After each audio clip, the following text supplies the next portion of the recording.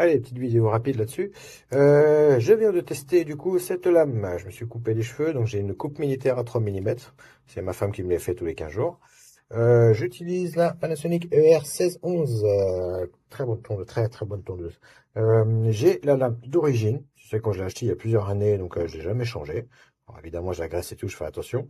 Et j'ai reçu donc ces nouvelles. Nous nous serons d'accord que ce n'est pas les officielles. D'ailleurs, on voit qu'il y a une différence. On le voit au style de la lame qui n'est pas le même. Les dents ne sont pas les mêmes. Là, vous savez, celle-là, le système de crochet là, pour tenir cheveux, ce que celle-là n'a pas. Elles sont plus larges, c'est pas la même matière, plus épaisse.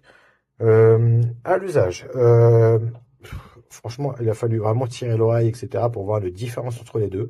La différence, on dirait qu'on a l'impression que la nouvelle, la contrefaçon, coupe mieux, mais c'est une impression, je pense. Parce que celle-là, elle a plusieurs années déjà, elle coupe encore très bien, il n'y a aucun souci, hein. Mais que celle-là fait du bruit. Autant qu'Axala, on n'entend que le bruit de la tondeuse, Axala, on entend le cheveu qui coupe. Vous savez que... Je sais pas comment faire. Donc, on a l'impression que ça tranche, vous voyez. Donc, je pense que c'est plutôt un côté placebo. Euh, Hop, un petit flou. Donc, mais au final, on a fait la moitié de mon crâne avec une et la moitié crâne avec l'autre. On a comparé les deux moitiés. Il n'y a pas de différence. Voilà. Clairement, il n'y a pas de différence. C'est kiff-kiff. On n'est pas repassé plus de fois au même endroit ou quoi que ce soit. C'est vraiment kiff-kiff. Attention, je ne peux pas changer mon commentaire une fois qu'il est posté étant testeur, parce que je reste qu'un ban.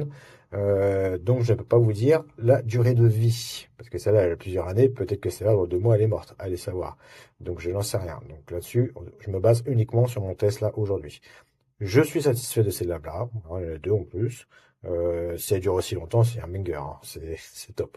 En tout cas, l'usage voilà, immédiat sur cette montre-là, il n'y a vraiment aucun souci. Je suis absolument ravi. Donc oui, je peux que le recommander. Elle s'emboîte bien, il n'y a aucun problème. Non, vraiment aucune critique à faire. Hop, petit complément. J'ai pas vu que c'était censé être de la céramique, les lames. Du coup, j'ai vérifié parce que pour moi, ça ressemblait plus à de l'inox qu'autre chose. En effet, c'est bien de la céramique. Alors déjà, pas du tout aimanté. Hop là, vous voyez, mon aimant.